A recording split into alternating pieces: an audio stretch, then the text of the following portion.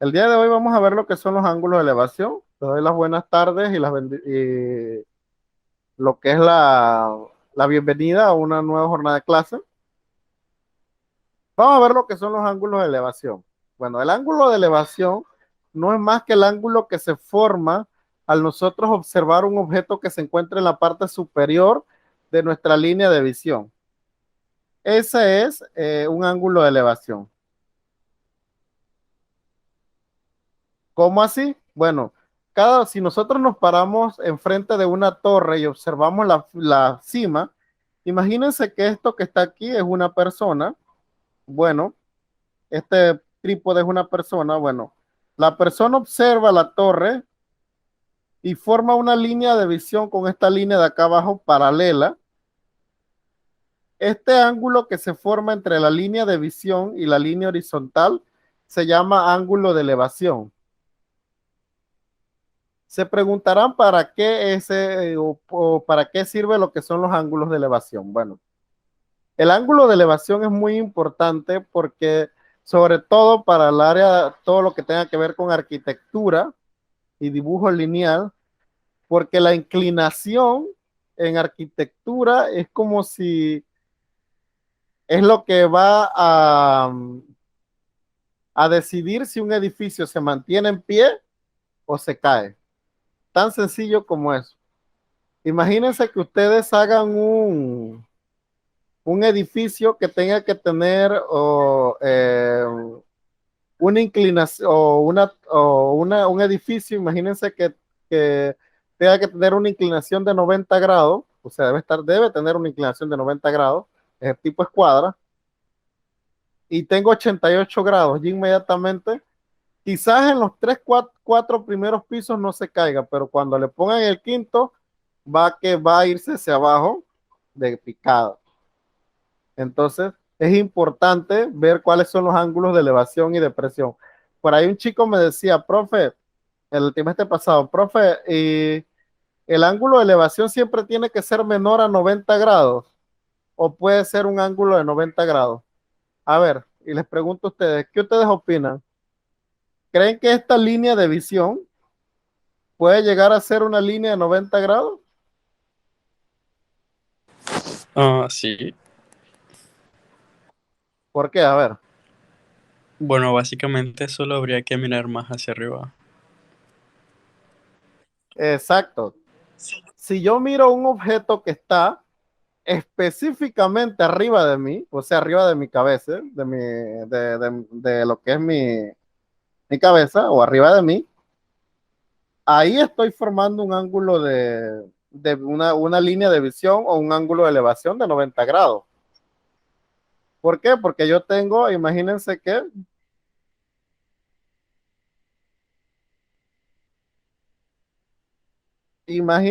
esta es la persona, vamos a colocarlo así, algo que se parezca. Vamos a a imaginar lo que esta es la persona, ¿no? Ella mira un objeto que está en la parte de arriba.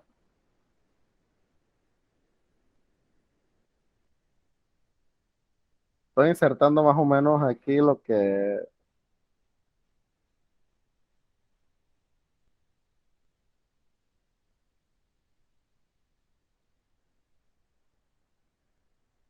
aquí está la personita.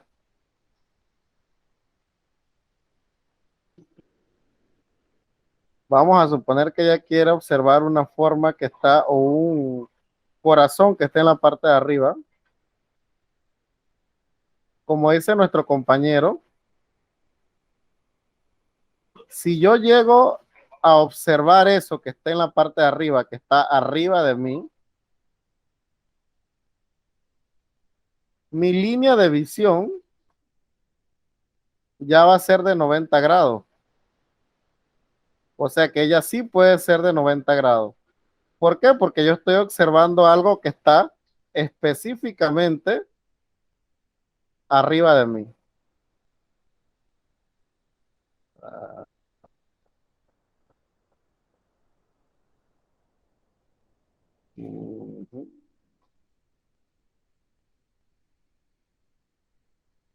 se mueve.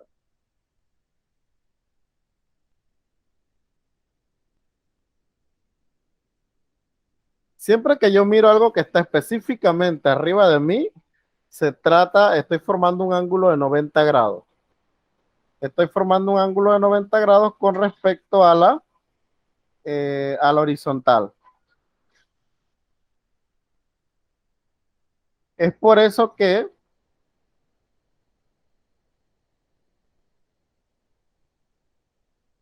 el ángulo de elevación puede llegar a 90 grados.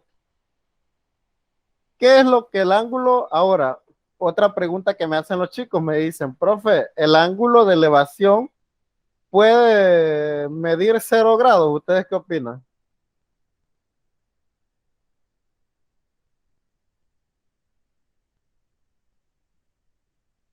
¿Un ángulo de elevación podrá medir 0 grados? Medir 0 grados, no hay nada que medir porque 0 grados son 0 grados, ¿no? ¿Podrá medir 0 grados? No. ¿No? Sí puede medir 0 grados. Vamos con nuestro compañerito. Imagínense que aquí está el corazón, ya no está arriba, sino que está enfrente de él. Si yo estoy viendo un artefacto que está específicamente delante de mí, estoy formando un ángulo de 0 grados. Pero para eso tiene que cumplirse eso, que el artículo o el objeto que yo estoy viendo esté específicamente delante de mí, en todo el centro de mi mirada. Y así sí se forma un ángulo de 0 grados. Lo que no puede ser un ángulo de elevación es menor que 0 grados. Ahí sí no, porque siempre va a depender de lo que, si es menor de 0 grados, entonces ya no va a ser un ángulo de elevación, sino va a ser un ángulo de depresión. Que ese lo vamos a ver, eh, lo van a ver cuando lleguen a quinto año. Entonces, el ángulo de elevación, él puede tener una medida de 0 a 90. Ahí sí es verdad que no puede medir más de 90. Ya le digo por qué.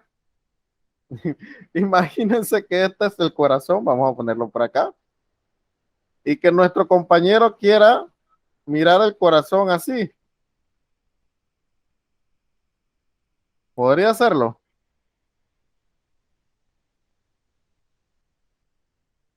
¿Qué opina?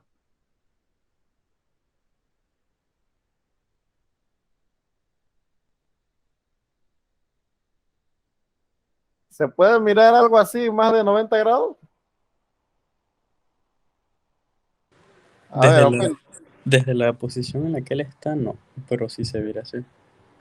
Claro, si se vira, pero si no se vira, él no puede medir o no puede hacer algo porque si no se va a quebrar el cuello.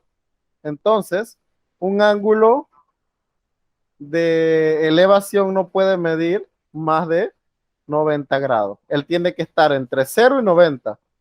Si no, pobre persona, se va a dislocar el cuello. ¿Estamos claros? Sí, profe. Bueno, vamos entonces aquí a ver los problemas que son en sí, que como les dije, son ejemplos bien sencillos.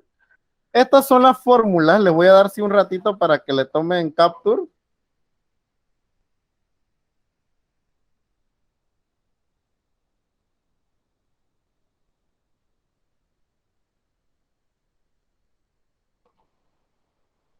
Avísenme cuando lo tienen. Ya, profe. Bueno, Listo. ok, bueno. Esta primera formulita es para encontrar el ángulo de elevación. Si ustedes quieren encontrar el ángulo de elevación, que vamos a llamarla así, Z, es la tangente inversa de la altura entre la distancia. ¿Ok? de aquí podemos decir lo siguiente, que la altura, si queremos calcular la altura, tenemos que multiplicar la distancia por la tangente del ángulo, la tangente normal del ángulo. Si queremos calcular la distancia es la altura entre la tangente del ángulo. La línea visual tiene dos fórmulas. La línea visual dice que es o distancia entre el coseno del ángulo o altura entre el seno del ángulo. Por ahí los chicos me dicen de que, profe, ¿y cómo yo sé cuál de las dos tengo que usar para calcular la línea visual? Bueno, si te dan distancia, utilizas la de coseno. Si te dan altura, utilizas la del seno. Es muy sencillo. Para la de arriba, tienes que tener la distancia y el ángulo. Y para la de abajo, tienes que tener la altura y el ángulo. Es prácticamente obvio para cuál tengo que utilizar cada cosa. ¿Estamos claros?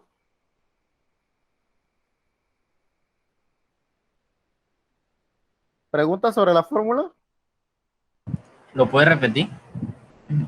Ok. ¿Todas o quieres nada más la de línea visual? ¿Quieres todas o nada más la de línea visual? Todas. Todas, bueno. Ángulo de elevación. Esta primera es para calcular el ángulo de elevación. Si te piden calcular el ángulo de elevación, tienen que darte la altura del objeto y la distancia a la que está el objeto de la persona. A eso le vas a sacar la tangente inversa. Tangente inversa de la altura entre la distancia. De esta fórmula, despejando, sacamos lo siguiente. Que la altura es la distancia por la tangente del ángulo. La distancia, la fórmula de distancia te quiere decir que es la altura entre la tangente del ángulo. Para la línea visual, como les decía, para la línea visual hay dos fórmulas. Distancia entre el coseno del ángulo y altura entre el seno del ángulo. Pero ojo, la primera se utiliza cuando te dan la distancia del objeto a la persona. Y la segunda se utiliza para cuando te dan cuando te dan la altura del objeto con respecto a la persona. Cada una tiene su especificación. ¿Ok? ¿Ahora sí? Sí, profe. Bueno. Vamos con lo que es el ejemplo, pues. Esto es, como les decía, sencillo. El ejemplo 1 dice así. Desde un punto a nivel del suelo y a 140 pies de la base de una torre, el ángulo de elevación a la parte más alta de la torre es de 58 grados. ¿Cuál es la altura de la torre? Miren, me dan lo siguiente.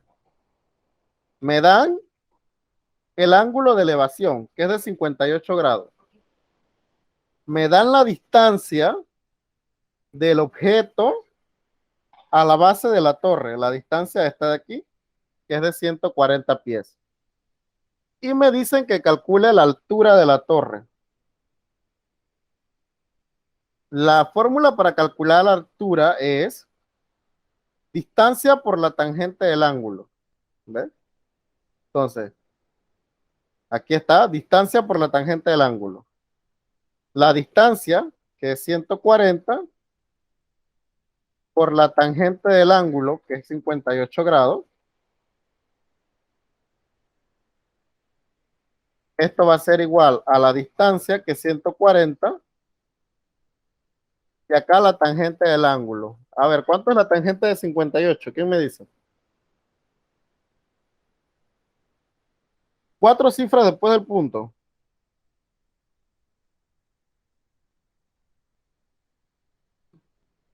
A ver, ¿cuánto es la tangente del ángulo? ¿Cuánto es la tangente de 58? 1600. 1000, no. 1.600. 6003. Recuerda, 4 cifras después del punto. Cuando van a sacar la tangente del ángulo, siempre son, o de la tangente, son 4 cifras después del punto decimal, ¿ok? Y ahora lo que hacemos es multiplicar. Multipliquemos 140 por 1.6003.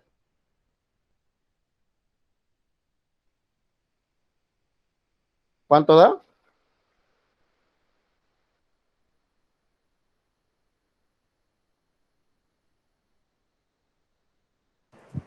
224.04. 224.04. Es decir que la altura, perdón, es pies. La altura de esa torre es 224.04 pies. ¿Ven que es bien sencillo? Solamente es cuestión de reemplazar en las fórmulas que les estaba explicando en la parte de arriba. ¿Alguna pregunta de este primer ejemplo?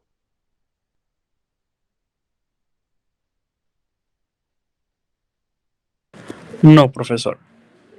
Bueno, vamos con el ejemplo número 2, pues. El ángulo de elevación sobre el suelo de un aeroplano desde un punto A es de 40 grados. ¿Me dan el ángulo de elevación? Encontrar la distancia del punto A la parte frontal del aeroplano si la altura es de 4.000 pies. Por ahí los chicos me dicen de que, profe, y ahí como usted sabía que tenía que buscar línea visual. Ahí dice que voy a buscar línea visual. ¿Cómo yo sé que tengo que buscar línea visual?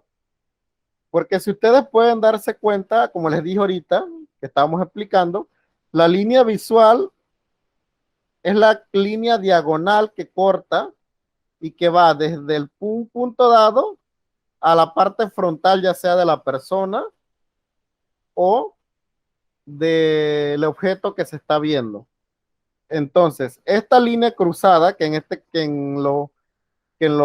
teorema de Pitágoras se llama hipotenusa, aquí se le llama línea visual. La línea visual no es más que la hipotenusa. Entonces, otra pregunta que me hacen, dice, profe, ¿cómo yo sé que tengo que utilizar esta fórmula de altura? Muy sencillo. Aquí el mismo problema me dice que me da la altura y me da el ángulo. Yo no puedo utilizar la de distancia porque la de distancia me pide distancia y yo la distancia no la tengo. Tengo es la altura. Entonces, por obvias razones, tengo que utilizar esta de acá abajo. Reemplazo entonces. Línea visual es altura entre el seno del ángulo. La altura, que es 4.000 pies, entre el seno del ángulo, que es de cuánto?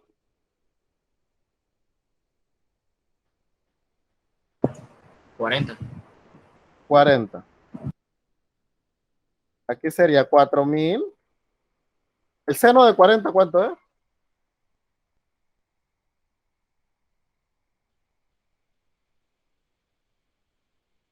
Cuatro cifras después del punto, recuerden. Seno de 40. 0.6427. 27. 0.6427. Sí. Bueno, aquí tenemos que dividir o multiplicar.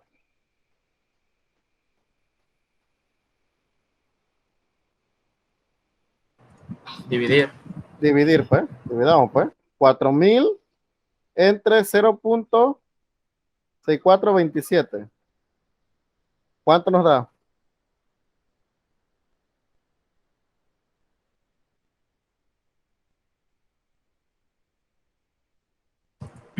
6.223.74. 0.74. Metros, pies, pulgadas, Pies. pies. Y ahí entonces tenemos la respuesta. ¿Ven que es bien sencillo? Solamente es cuestión de utilizar las fórmulas que les di en la parte de arriba. ¿Alguna pregunta?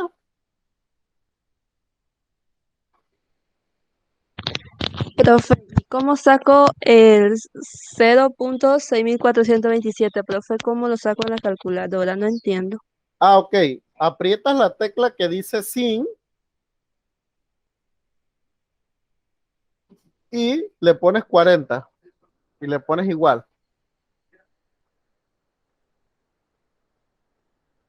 Ah, ok. Ya, profe, Sí, gracias. de nada, no te preocupes. ¿Alguna otra pregunta? ¿No? Bueno. Sí, ya les digo, chicos, ustedes si no entienden algo, pregunten, no hay problema. Aquí estamos para despejar sus dudas. Aquí está el taller, bueno, vamos a hablar del trabajo final. Recuerden, chicos, que después que ustedes sepan cómo aplicar esta fórmula, todo lo demás es carpintería. Recuerden, chicos, que siempre que se hable de, o siempre que ustedes vean que se hable de la hipotenusa, se habla de la línea visual. ¿Ok? Bueno, el día de hoy quería conversarles acerca del trabajo final. Bueno, pregunta frecuente. Ustedes dirán, una chica me decía el jueves, me decía, profe, eh, ¿por qué u- usted siempre dice, los chicos acostumbran a preguntarme esto, preguntan esto? ¿Por qué? Le digo yo que bueno, es que ya la costumbre de que de las preguntas que me hacen ya de repente ya se me queda en la mente y sé cuáles son las preguntas más frecuentes de los chicos. Puede que esa no sea su pregunta, pero sí, la mayoría de las veces es eso. Bueno, pregunta número uno que me hacen siempre. ¿Qué pasa si no entregan el trabajo final? Chicos, el trabajo final es lo que vale más de su nota, el porcentaje más alto. El trabajo final vale 30% de su nota. ¿Qué quiere decir eso? Que la única manera de que ustedes no necesiten el trabajo final para pasar es que hayan sacado 6 en todos los trabajos de ahí para atrás, lo cual es imposible porque la nota más alta es 5, ¿no? Entonces, el trabajo final lo necesitan todo el mundo. Como es lo que más vale, yo he visto estudiantes que venían bajo en la materia de matemáticas y con el trabajo final han pasado, pero también he visto lo contrario, que unos chicos de repente por confiarse no entregan el trabajo final y se quedan. He visto que pasen con el trabajo final y he visto que se queden también por no entregarlo. Otra pregunta que me hacen siempre, me dicen, profe, eh, me dicen siempre que profesor, el trabajo final, o sea que si entrego el trabajo final paso. No, no confundan lo que les acabo de decir. No quiero decir que con solo entramente entregar el trabajo final, ustedes vayan a pasar. Pero el trabajo final eh, les ayuda bastante, porque pónganse a ver que si, por decirlo así, ustedes no han entregado nada en el trimestre y sacan 5 en el trabajo final, ya ahí le está dando a 2 el promedio. Le subió 10 décimos, solamente por entregarlo y sacar 5. Imagínense la importancia de eso. De 1 sube a 2, 10 décimos. Entonces, por eso es que es importante el trabajo final para todos los grupos o para todos los niveles. La fecha de entrega, sí es importante, la fecha de entrega es única. La fecha de entrega es el 18 de septiembre para los virtuales. No hay prórroga para este trabajo porque a nosotros nos piden las notas, nosotros nos exigen, este trabajo es el único que no tiene prórroga, es ese día o ese día. Puedes entregarlo antes, pero no esperen hasta ese día para entregarlo. Le digo por qué. También he visto casos que los chicos no entregan el trabajo final porque se les cierra la plataforma ese día. ¿Y qué pasa? Ya se quedaron en la materia. Traten de entregarlo más tardar el 17 para que ya salgan de eso. Es un consejo de amigo, porque si se les cierra la plataforma y no lo entregaron, no hay excusa validera, ni porque el profesor sea el mejor profesor del mundo, ni nada, no. Ahí las normas del instituto le dicen que ustedes tienen que entregarlo a más tardar ese día. Y a veces la plataforma se cierra hasta mediodía. Así que traten de entregarlo antes. Los modulares tienen que anexarlo al final del trabajo. O sea, al final del módulo, perdón, anexan el trabajo final. Para los modulares, algunos me dicen siempre que, profesor, ese trabajo es a mano o computadora. Bueno, pueden hacerlo de las dos maneras, a mano o a computadora. Pero algunos chicos me dicen de que, profe, que lo que pasa es que cuando yo fui a retirar mi módulo me dijeron que todo el módulo era a mano. El módulo en sí es a mano, pero este trabajo final es opcional. Pueden hacerlo a computadora porque hay algunas gráficas que no se pueden hacer a simple vista o dibujándose. Son muy difíciles de hacer y entonces es preferible que ustedes utilicen eh, la computadora. Indicaciones para el trabajo final. Debe llevar portada. Por ahí la portada me dicen los chicos que profe, la portada es nombre y grupo. Eso no es una portada. La portada es que ustedes pongan Ministerio de Educación, República de Panamá, Instituto Nueva Luz, trabajo de matemáticas, profesor, todo eso. No me cambien el nombre, que muchos me cambian el nombre del profesor y por eso le bajo la nota. Imposible que no se sepan el nombre de su profesor si está en la plataforma. Y sobre todo ya tenemos mucho tiempo de conocernos. Es como si no es algo ilógico. Para mí sería muy irrespetuoso que no me pusieran el nombre correcto mío ahí. Así que ahí está en la plataforma, está en su módulo cuando se lo entregan, está todo. Hasta en su horario está. Además es que no lo pongan bien. Introducción, chicos. Por ahí los chicos me dicen de que, profe, ¿esa introducción de qué tamaño es? Regla básica del español. Una introducción no debe tener menos de 12 líneas. Esa es una regla básica en español. No sé si ya la dieron en redacción.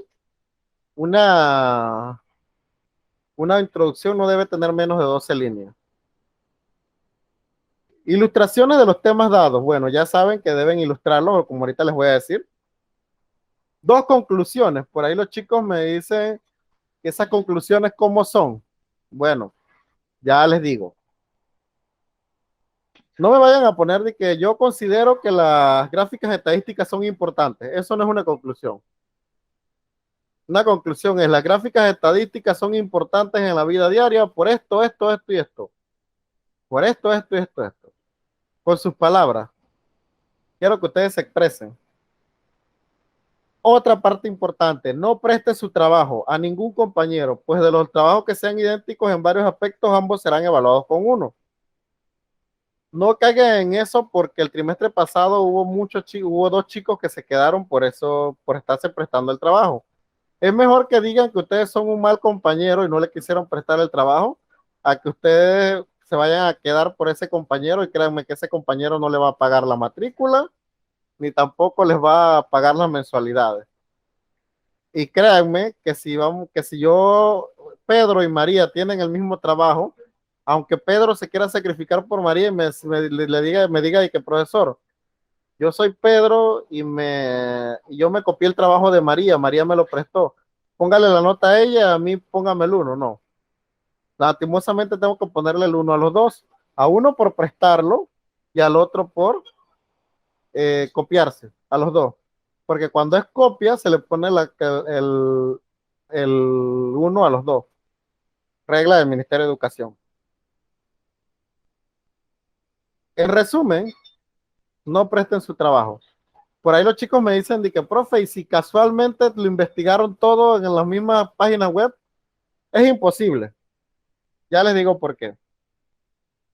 Algunos chicos me entregan los mismos trabajos y lo que hacen es que me le cambian las conclusiones, la introducción y la portada y la creatividad y vaya, no.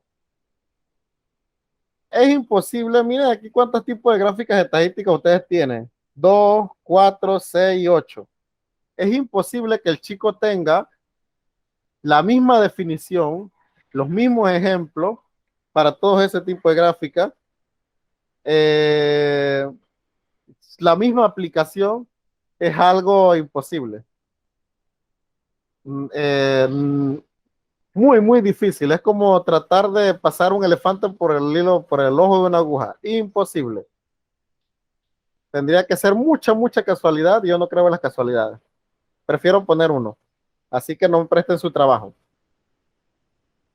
Deben anexar auto y coevaluación al final del trabajo. Eso no es para los modulares, eso es para los virtuales.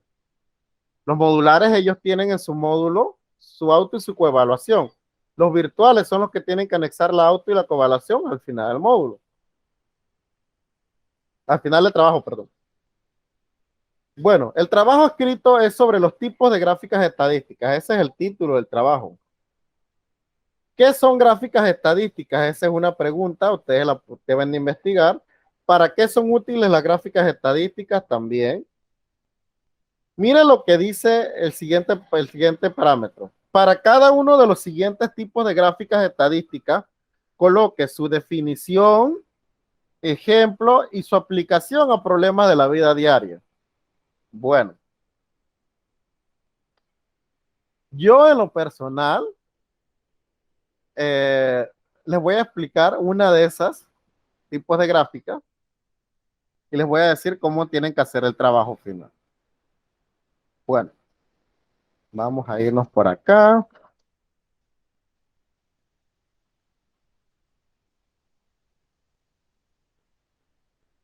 Están viendo la pantalla, ¿verdad? Sí, profe. Bueno, vamos con el primer tipo de gráfica estadística, que son las gráficas de barra. Bueno, yo voy a poner aquí, les aconsejo que busquen todo por partes. No hay una sola página que les dé todo lo que yo les pido.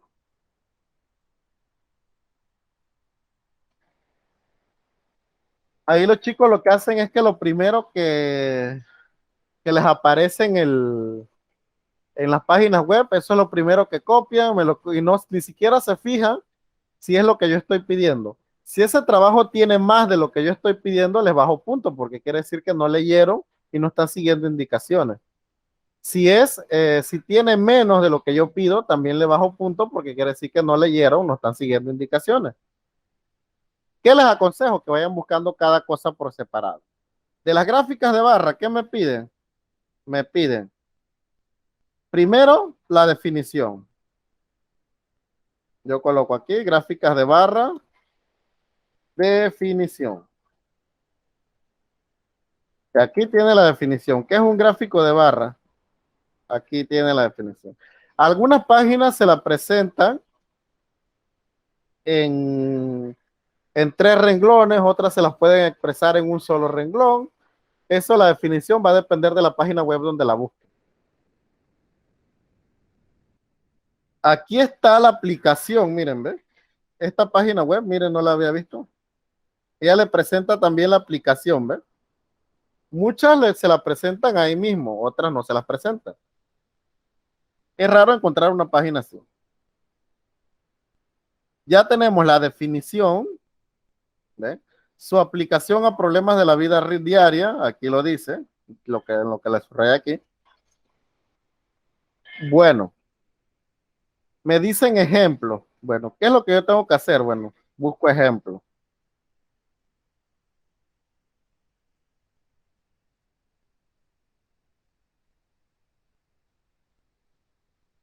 Aquí tienen cualquier cantidad de ejemplos de gráficas de barra.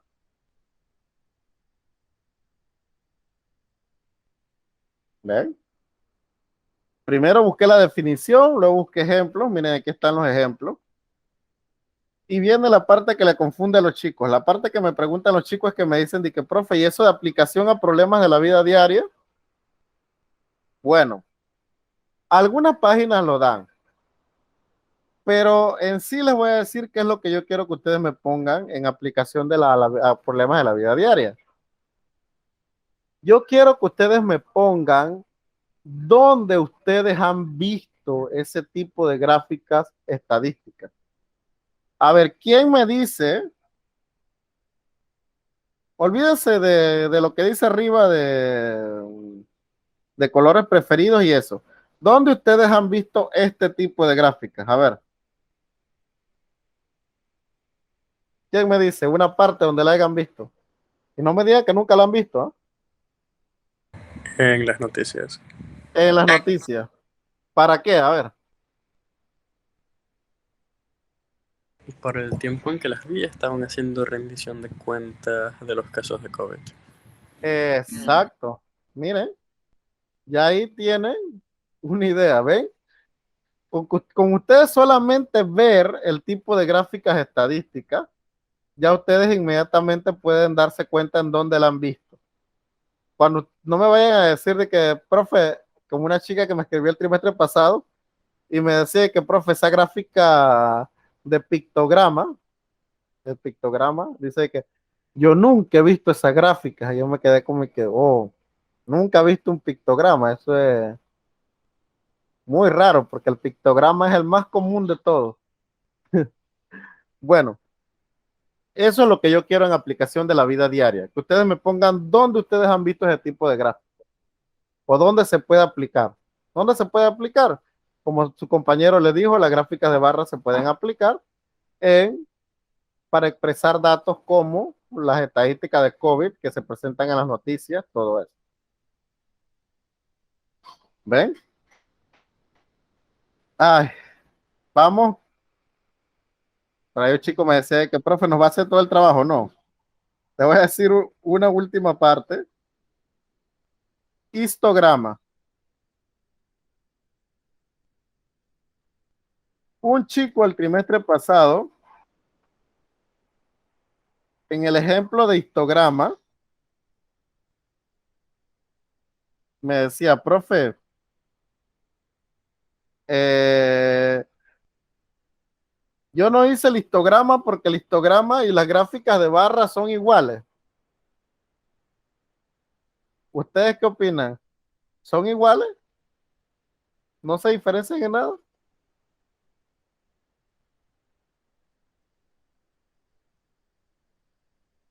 No, no se parecen, profe. ¿Por qué no se parecen? A ver. Mm, porque, Sí se parecen en algo, pero tienen una diferencia. ¿Quién me dice? A ver. porque las líneas son pegadas y en la otra son separadas. Exacto, esa es una diferencia. Que en las gráficas de barra las líneas son separadas. En el histograma las líneas son pegadas. Y aparte de eso, en las gráficas de barra, como ustedes pudieron ver ahorita, en las gráficas de barra no importa dónde yo ponga las líneas, ellas pueden estar en desorden. El histograma no. El histograma se las debe presentar en forma ordenada, ya sea en forma de escalera o en forma de sectores. Ella está ordenada, ella no está en desorden. Ella siempre va a estar ordenada. Esa es la diferencia entre el histograma y las gráficas de barra.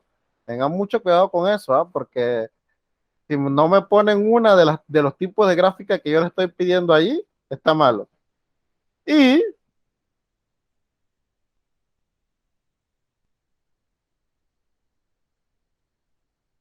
este es el de la discordia.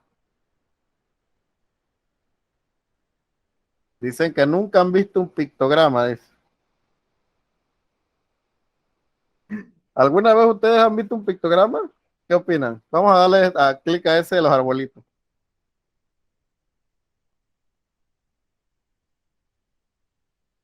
¿Lo han visto?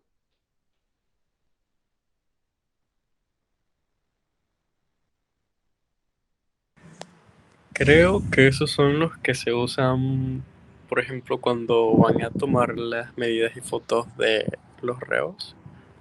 ¿De los qué? De los reos, o sea, los presos. Se les toma. Ajá, esa es una aplicación, correcto. Ok. Ujú. No me vayan a decir que tampoco nunca han visto ese. ¿Qué se representa en esa imagen que les acabo de poner en pantalla? ¿Quién me dice?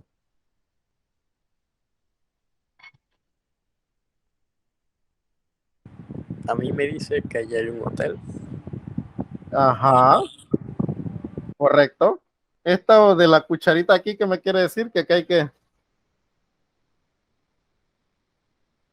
Desayuno incluido, supongo. O almuerzo, lo que sea, cena.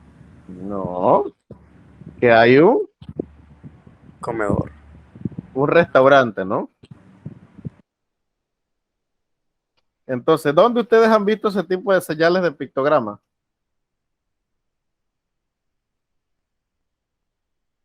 Ya serán casi todos lados, ¿no?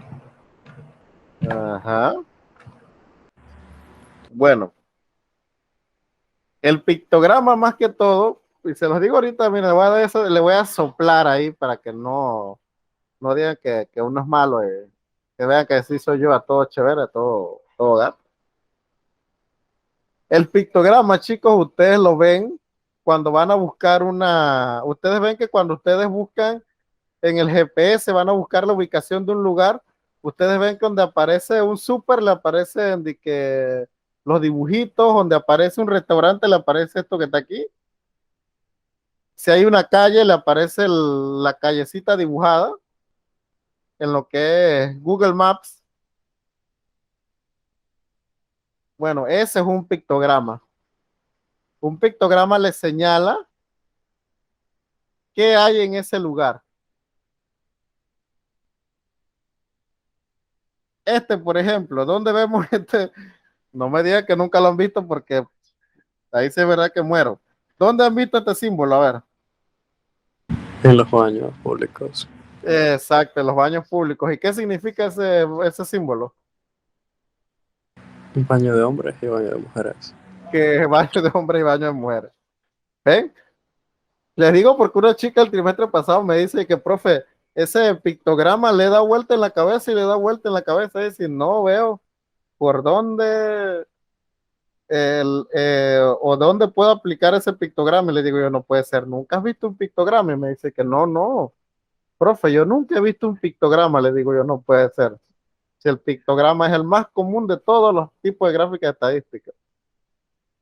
Lo ves en los baños, cuando vas entrando a los restaurantes, cuando ves un puesto de tienda de celular, en todo. Incluso cuando vas a una electrónica, que le ponen de que se reparan o le ponen arribita de que especialistas y le ponen de que computadoras, teclados, le ponen todo. Bueno, todas esas cositas que le ponen ahí son pictogramas.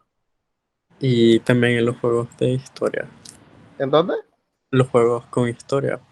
Ajá, los juegos también. Entonces, ya les digo, todo eso, si ustedes me dicen que nunca han visto un pictograma, muero, porque eso lo han visto en todos lados, como les acaban de decir su compañero, hasta en los baños hay pictogramas. Así que no hay, ¿cómo les diría? Excusa de que no hagan el pictograma.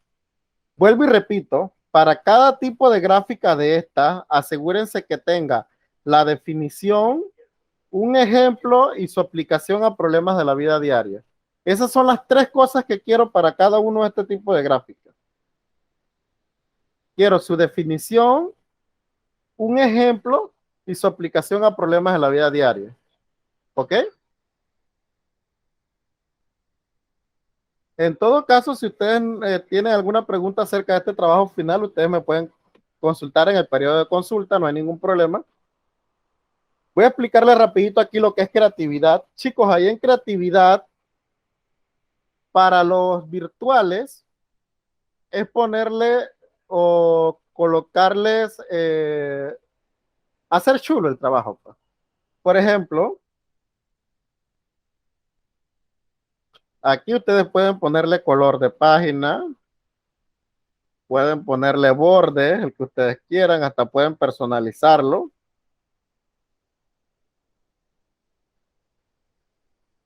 ¿Eh? No hay excusa para no adornar un trabajo a computadora. Es más fácil. Para los modulares me dicen de que, profe, pero para nosotros no es fácil, porque ¿cuánto nos vamos a gastar en tinta para eso? Bueno, pero ustedes pueden hacerle los bordes con un marcador o con una pluma, no hay ningún problema, todo eso es creatividad. Pueden pegarle stickers también.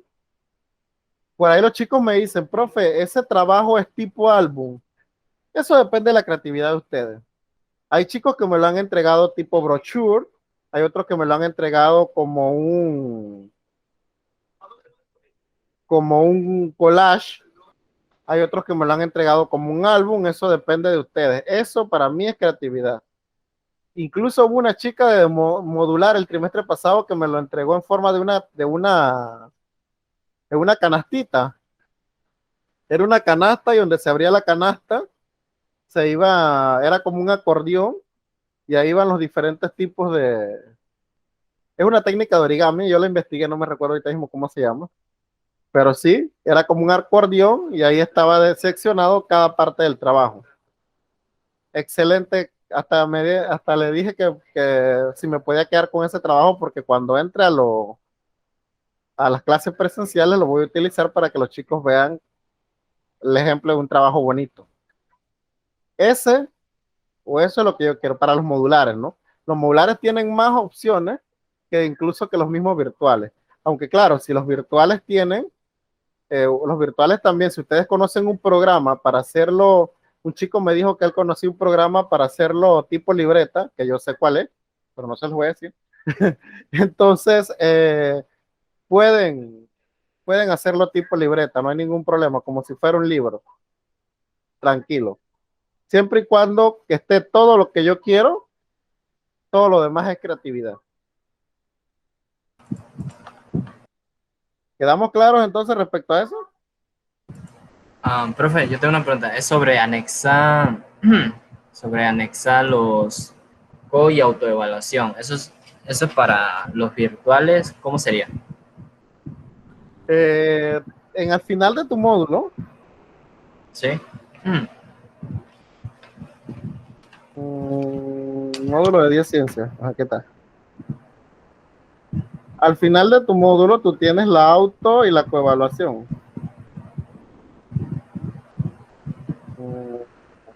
Déjame reducir un poquito el tamaño de la página que está. Esta, por ejemplo, mira si puedes ver. Déjame bajarla. Aquí está. Esta es tu coevaluación, mira, ¿ves? Aquí tú lo que haces es que la llenas y la pegas al final del trabajo. O puedes colocarla al final del trabajo, no hay ningún problema. Aquí son los aspectos que tú consideras en los que participaste. Por ejemplo, si interactuaste positivamente con los compañeros, si valoras las opiniones de tus compañeros, si hiciste aportes significativos a las clases. Yo generalmente en esta cosa, rara vez, eh, cuando es la coevaluación, rara vez, en ciertos aspectos son los que me meto mi cuchara, como dicen por ahí. Por ejemplo, aquí, contribución a los problemas del grupo. Bueno, eso depende de cuántos talleres hayas entregado. Aquí demuestra espíritu de superación. Eso depende de qué interés le hayas puesto a la materia. Participas activo en talleres grupales. Depende de, no se hicieron talleres grupales, pero depende de los talleres que te hayas entregado. Aquí, en la autoevaluación, no llegas tarde a clase, no interrumpes la clase, me sumo con el objeto de trabajo, presento las tareas en la fecha del facilitador, Todos estos son aspectos que tú te vas a evaluar y lo vas a anexar al final del trabajo. Ah, Por ejemplo, si aquí tú consideras que tú entregaste todas las tareas, entonces me le pones una X aquí. Ya entonces yo corrijo, porque eso sí, entre más sincero sea, mejor te va. Porque algunos se ponen de que 5 en todo creyendo que yo les voy a poner 5 y no. Entre más sincero seas, mejor te va. Hay un chico que el trimestre pasado no había entregado muchos trabajos, todos los trabajos. Y él me dijo, que profe, yo considero que en entrega de trabajo yo tuve regular, para no decir malo, porque la verdad no entregué todos los trabajos completos. Yo le dije, casi, bueno, por sincero te voy a regalar otro punto adicional. Entre más sinceros sean en la auto y la coevaluación, mejor les va. Cada quien sabe si entregaron talleres a tiempo, si asistían a clase. Entre más sinceros sean, mejor les va. Profesor, yo tengo una pregunta. ¿Usted quiere que enviemos eso junto al examen o los enviamos aparte?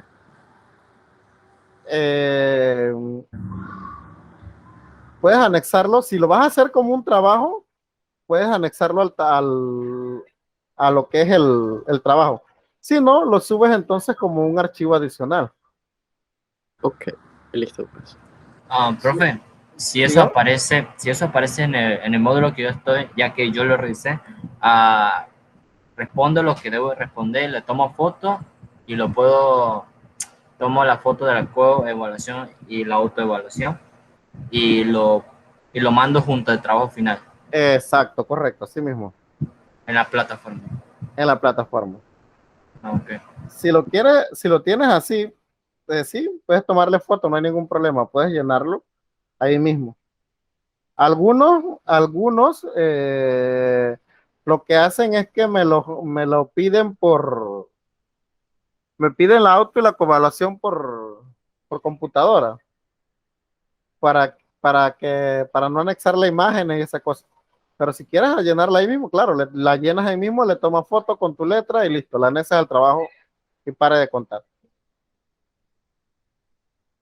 Recuerden que ustedes pueden, con un trabajo, recuerden que ustedes pueden colocarle envío o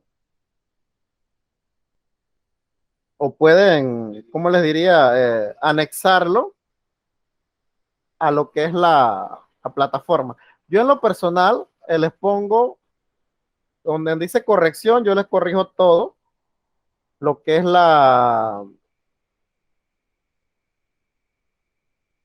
yo en